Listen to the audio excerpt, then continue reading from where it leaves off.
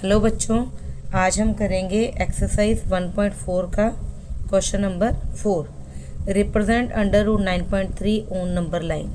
हमने रूट 9.3 को number line पर रिप्रेजेंट करना है। तो इसके लिए सबसे पहले क्या करेंगे, स्केल की हेल्प से 9.3 सेंटीमीटर एक लाइन खींच लेंगे। ठीक है, तो यहाँ से हमने 0 से लिया,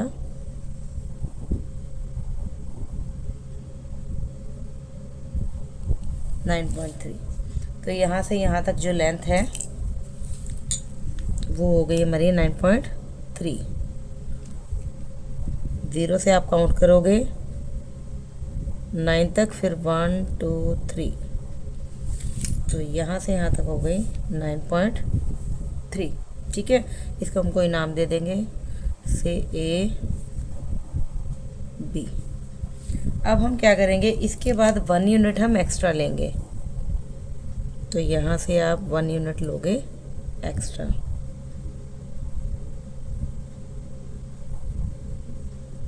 एक्स्ट्रा लेने के बाद अब ये टोटल लेंथ हो गई 10.3। यहाँ से यहाँ तक थी 9.3 सेंटीमीटर, और ये आपने 1 यूनिट ले ली एक्स्ट्रा, इट मीन्स 1 सेंटीमीटर। तो टोटल लेंथ हो गई from A to C is 10.3 centimetre. अब हम इस लाइन का करेंगे परपेंडिकुलर बाइसेक्टर। तो इसके लिए क्या करते हैं, देखो, अंदाजे से हाफ से ज़्यादा कंपास खोलनी है। अब हमें लग रहा है कि AC का हाफ से ज़्यादा है। ठीक है, आप कितने भी कंपास खोल सकते हो, थोड़ी ज़्यादा हो जानी चाहिए अंदाजे से। ए से हम एक आर्क बनाएंगे ऊपर, और सिमिलर आर्क इस लाइन से नीचे लगा देंगे, और सी पे कंपास की नोक को रखेंगे, इन दोनों आर्क्स को कट कर देंगे। ठीक है, जो सेंट्रल पॉइंट होगा यहाँ से हम एक लाइन ड्रॉ कर देंगे।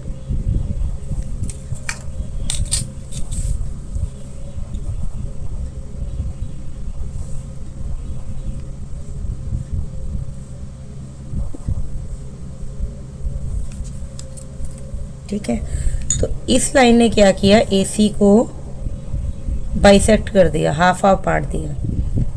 इसको पॉइंट दे दो D। जितना AD है उतना ही DC होगा, आप मेज़र करके देखना, दोनों इक्वल आ जाएंगे। अब क्या करना है, D को हमने एज ए सेंटर लेना है, कंपास की नोक रखनी है यहाँ पे, और या तो A जितना ओपन कर लो कंपास को, या फिर C, एक ही बात है क्योंकि दोनों ही इक्वल है। और यहाँ से हमने सेमी सर्कल ड्रॉ करना है।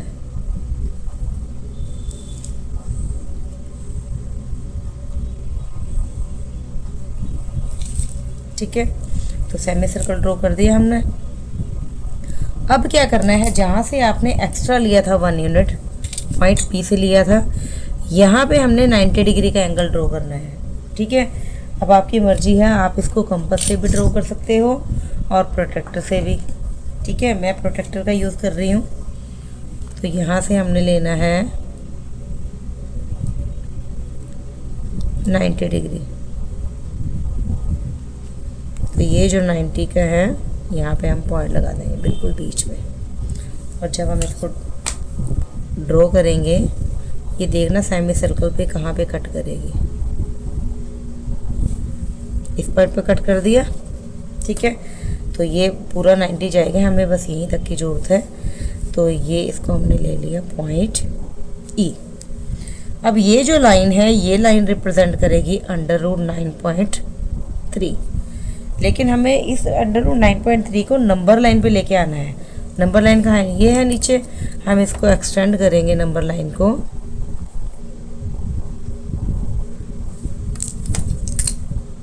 और BE को मेज़र करेंगे, यहाँ से इतना हो गया। तो यहाँ से हम क्या करेंगे, एक आर्क ड्रॉ करेंगे। ठीक है, आर्क ड्रॉ करने से क्या हुआ, पहले ये पॉइंट आ गया F। तो जो BF है, इसकी लेंथ क्या शो करेगी, B2F, इट शोज रूट 9.3। ठीक है, तो इस तरह से ये हमारा क्वेश्चन नंबर 4 हो जाएगा। जैसे जैसे आपने बनाया है ऐसे ही आप इसके कंस्ट्रक्शन लिख दोगे। क्वेश्चन नंबर 5 में आपको क्या दिया हुआ है, रैशनलाइज करना है।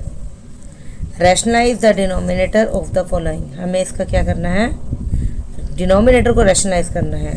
तो फर्स्ट पार्ट क्या है, फर्स्ट पार्ट है 1/√7, इसमें डिनोमिनेटर है √7, इसको हमने रैशनलाइज करना है।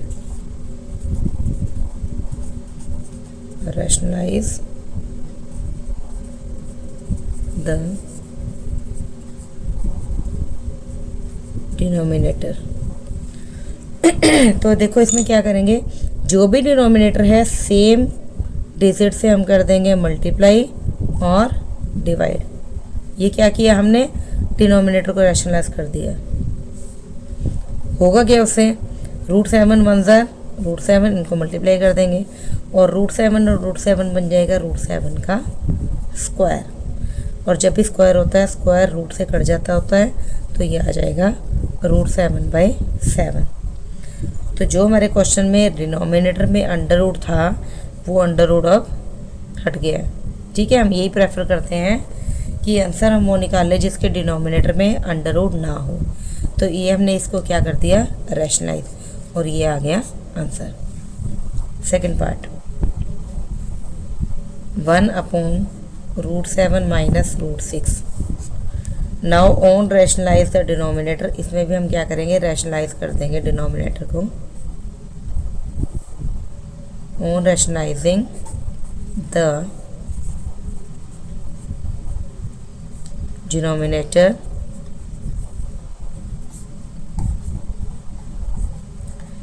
जो भी डिनोमिनेटर है इसी से आप कर दोगे मल्टीप्लाई, इसी से कर दोगे डिवाइड। लेकिन एक बात का ध्यान रखना है, यहाँ तो ये सिंगल ही था, यहाँ पे अब बीच में क्या है, माइनस है, वो 2 टर्म्स है।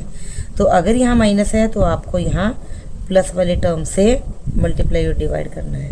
अगर यहाँ प्लस है फिर आप यहाँ पे दोनों जगह पे माइनस लोगे। अब क्या करोगे, न्यूमरेटर को न्यूमरेटर से मल्टीप्लाई करो और डिनोमिनेटर को डिनोमिनेटर से।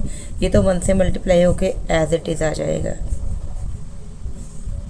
और नीचे देखो आइडेंटिटी बन गई a - b into a + b।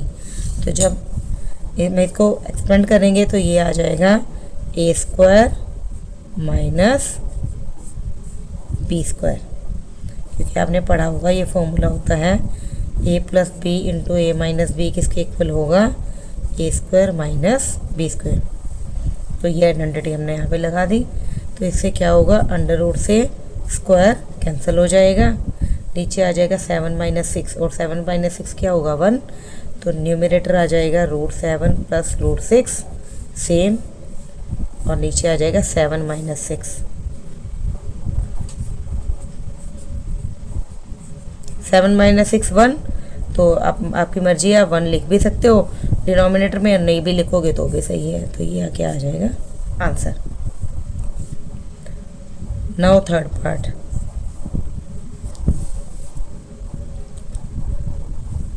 है 1/√5 + √2। इसमें भी हम क्या करेंगे, रैशनलाइज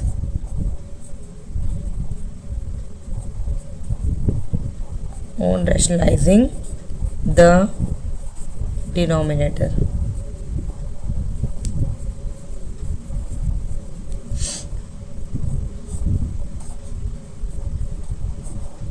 अब देखो इस क्वेश्चन में यहाँ पे माइनस था तो हमने प्लस वाले टर्म से मल्टीप्लाई कर दिया।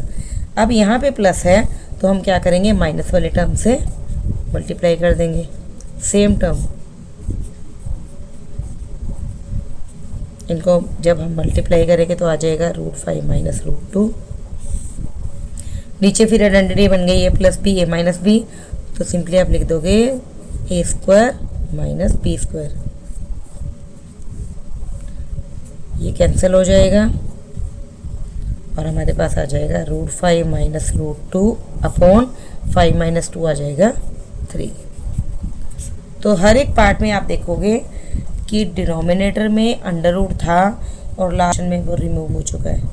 इसमें भी अंडर रूट था और यहाँ पे नहीं है डिनोमिनेटर में, तो इसको हम बोलते हैं रैशनलाइज करना। ठीक है, इसके बाद हमारा लास्ट पार्ट है क्वेश्चन नंबर 5 का 4th पार्ट, 1/√7 - 2। तो जब हम इसको रैशनलाइज करेंगे तो ये आ जाएगा √7 - 2 इंटू, यहाँ पे प्लस है तो यहाँ ध्यान रखना है कि हमने, सॉरी यहाँ माइनस है तो हमने ध्यान रखना है कि यहाँ पे प्लस वाली टर्म आ जाए। इसको 1 से मल्टीप्लाई करके सेम, नीचे क्या बनेगी identity, a - b into a + b, तो ये आ जाएगा a² - b²। ठीक है, यहाँ तो ये अंडर से कैंसिल हो जाएगा, लेकिन यहाँ आपकी बार अंडर नहीं है तो 2 2 ज़ार आ जाएगा 4। इसको आगे करेंगे, 7, 2 का स्क्वायर 4, तो ये आ जाएगा आंसर। तो इन सब पार्ट्स में हमने क्या करना था, रैशनलाइज। ठीक है, तो ये थी हमारी एक्सरसाइज 1.4। नेक्स्ट में हम करेंगे exercise 1.5। Till then bye bye.